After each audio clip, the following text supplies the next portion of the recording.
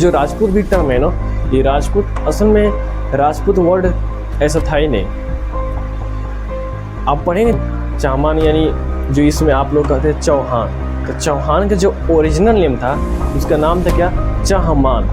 ठीक है, तो वेदों को 4 भागों में डिवाइड किसने किया है, महर्षि वेद व्यास ने। वेद व्यास ने जो भी वेद है वो क्या है, 4 भागों में डिवाइड किया। कौन कौन, ऋग्वेद, यजुर्वेद, सामवेद, अथर्ववेद।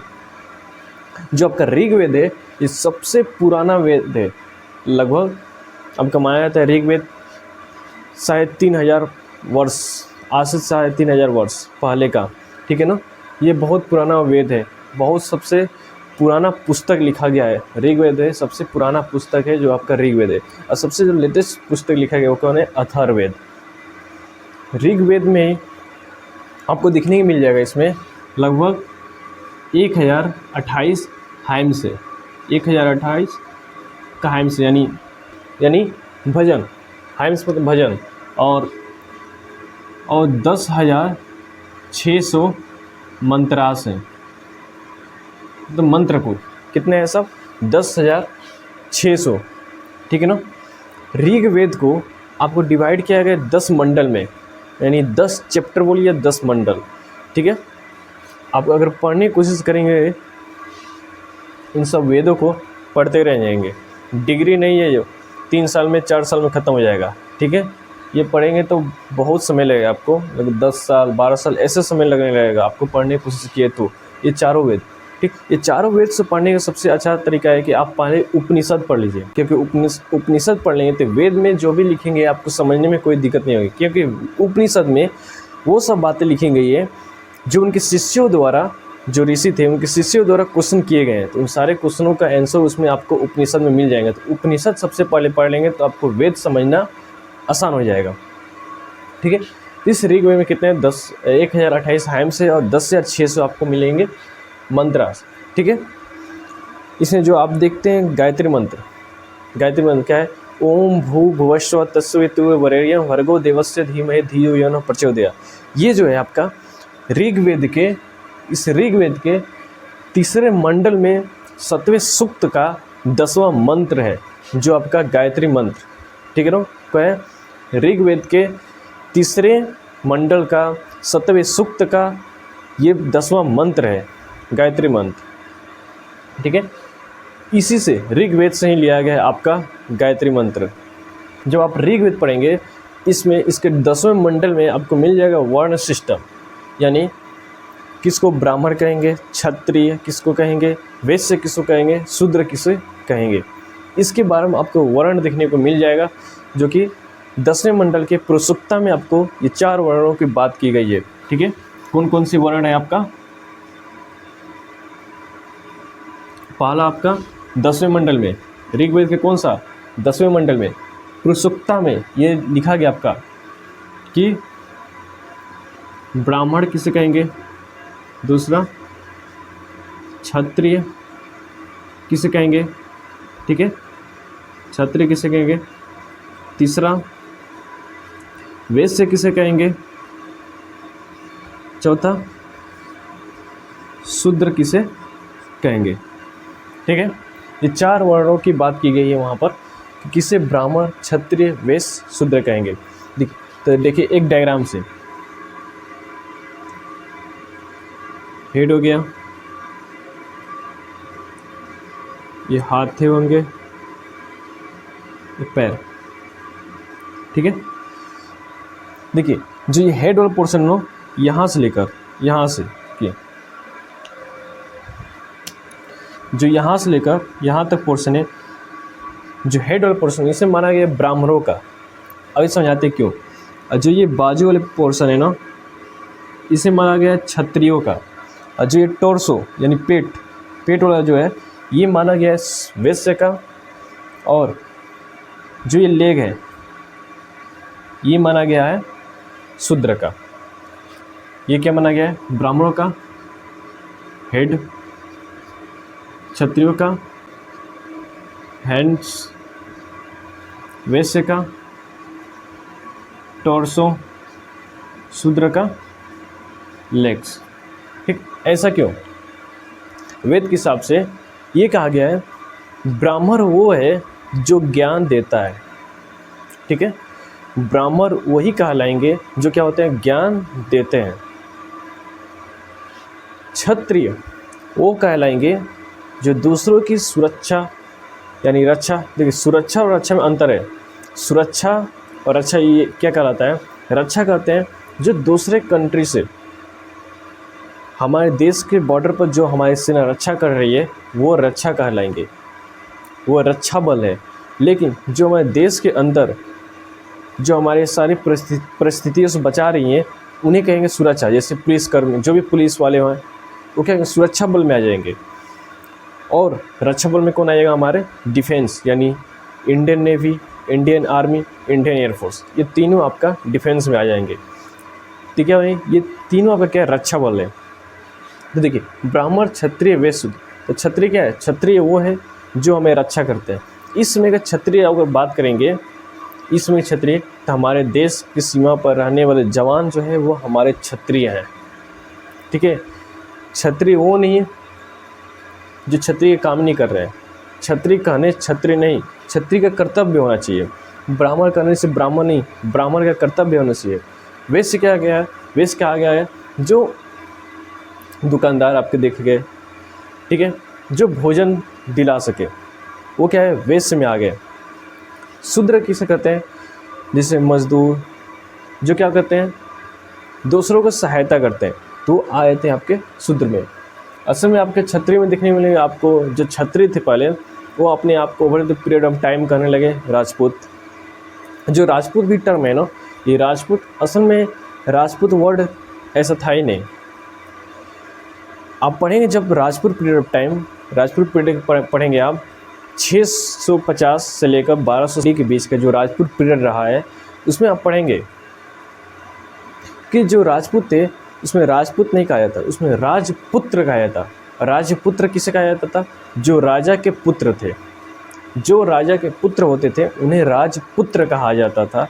राजपूत पीरियड में आप पढ़ेंगे सब, ठीक है। जो भी आपका ये थ्योरी आएगा, अगली कूल थ्योरी, ठीक, मिक्स ओरिजिन, कर्नल जेम्स, ये सब राजपूत पीरियड के बारे में बताएंगे, ये कैसे राजपूत वर्ड आया है। राजपूत पीरियड पूरा बताएंगे जो 650 एडी से लेकर 1206 एडी के बीच लिखा गया है। अग्निकुल थ्योरी में बताया जाएगा कि जो ऋषि मुनि थे यज्ञ करते थे तो यज्ञ में बधाई डालते थे। राक्षस जो थे राक्षस क्या करते थे, यज्ञ में बधाई डालते थे, क्या करते थे, जब यज्ञ करते थे तो उनमें हड्डी मांस ये फेंक देते थे। तो क्या करते, जो ऋषि मुनि थे, तो ऋषि मुनियों के ऋषि मुनि जो थे महर्षि वशिष्ठ, उनके पास गए। तब महर्षि वशिष्ठ ने एक बहुत बड़ा यज्ञ किया, ठीक है। ये कहाँ किया, माउंट आबू, जो दक्षिण राजस्थान में है। मजीद जो अरावली रेंज है यानी अरावली माउंटेन है, उस पर सबसे ऊंची चोटी, टिप्स जो है उसका नाम है माउंट आबू। तो वहाँ पर क्या किया, तो इन्होंने गुरु शिखर पर जाकर वहाँ पर बहुत बड़ा यज्ञ किया। तो कहा जाता है कि वो यज्ञ जब किए तो बहुत बड़े बड़े योद्धा निकले, जैसे प्रतिहार, चहमान यानी जो इसमें आप लोग कहते हैं चौहान। तो चौहान का जो ओरिजिनल नेम था उसका नाम था क्या, चहमान, ठीक है। चहमान क्या था, आपको ओरिजिनल नाम चौहान का है। उसके बाद लिखे पवार, सोलंकी, राजपूत। तो ये क्या निकले, वेद धर्म की रक्षा करने के लिए बोला जाता है। महर्षि वशिष्ठ ने यज्ञ करते समय इन योद्धाओं को यज्ञ से निकाला था, जो कि ये 100% सही नहीं है। ऐसा माना जाता है क्या है, 100% ये सही नहीं है। जो लगभग श्योर माना जाता है वो आपका मिक्स ओरिजिन थ्योरी है, जिसे बताया है कि फॉरेन शेल्टर मतलब जो भी फॉरेन कंट्री से आए थे हमारे देश पे इन्वेजन कर अपना दबदबा जमाए थे, जो कि आपके हुन्स हो गए, सिथियंस हो गए। हुन्स जो थे क्या करते, छुप छुप कर वार करते थे, पहाड़ों में छुप छुप कर वार करते थे, तो उन्हें मारना बहुत मुश्किल हो जाता था, ठीक है। तो हुन्स हो गए, सिथियन हो गए, ये क्या फॉरेन शेल्टर है। अब क्या हो गया, जो आपके हमारे एंशिएंट आर्यंस हो गए, यानी भारत के जो राजा थे उन्हें आर्यंस बोला जाता है। जो अपने आप को डेवलप कर लिया तो उन अपने आप को आर्यन बोलने लगे। जो अपने आप को खुद को डेवलप कर लिया उन्होंने क्या कहने लगे अपने आप को आर्यन। तो ये एंशिएंट आर्यन मतलब जो भी हमारे भारत में जो राजा थे वो, और लोकल ट्राइब क्षत्रिय नहीं थे, लेकिन इन्होंने over the period of time इन्होंने इन्होंने भी जीता, कुछ एरिया को इन्होंने कॉन्कर किया, नहीं जीता। और इन्होंने क्या किया, आपस में इन्होंने तीनों आपस में वैवाहिक संबंध बनाने लगे। जो भी जगह फॉरेन सेंटर, एंशिएंट आर्यन और लोकल ट्राइब, ये तीनों क्या किया, आपस में एक संबंध बनाने लगे। कौन संबंध? वैवाहिक संबंध। वैवाहिक संबंध बनाकर भारत में एक समाज इन्होंने बनाया, जिसको अपने आप के इन्होंने खुद को कहने लगा राजपुत्र, यानी राजपुत्र, ठीक है, जो इसमें कहा जाता है राजपुत्र। तो राजपुत्र पहले था, राजपुत नहीं था, राजपुत्र पहले था। राजपुत्र किसे कहा जाता था? राजा के पुत्र को राजपुत्र कहा जाता था, ठीक। तो जो भी क्षत्रिय थे वो भी अब over the period of time क्या करने लगे? राजपुत्र। तो राजपूत मतलब ये नहीं कि ये धर्म कर रहा है। इसमें देखेंगे आप, राजपूत अपने आप को देख लिए, जो मानते हैं राजपूत, तो उनके पूर्वज राज चुके हैं क्षत्रिय, तो सही है, अपने पूर्वजों को आप वो मानते हुए चले आ रहे हैं, तो अपने आप को राजपूत बोलते हैं। लेकिन राजपूत मतलब ये नहीं कि क्षत्रिय के धर्म ना हो, ठीक। राजपूत इसमें देखेंगे ओरिजिनल्स में, राजपूत जो है, जो क्षत्रिय हैं, वो कौन है? हमारे देश की सीमा पर जो रक्षा कर रहे हैं, देश के जो भी सुरक्षा बल है या रक्षा बल है, इन दोनों को देखेंगे तो ये क्या हमारे क्षत्रिय में आएंगे, ठीक। बाकी सब आप लोग देख लीजिएगा। देखिए अब ब्राह्मण क्या है? जो ज्ञान देते हैं। मैं भी अभी ज्ञान दे रहा हूँ, तो क्या मैं ब्राह्मण में आ गया? अभी मैं चला जाऊँगा फौज में, तो क्या मैं क्षत्रिय में आ जाऊँगा?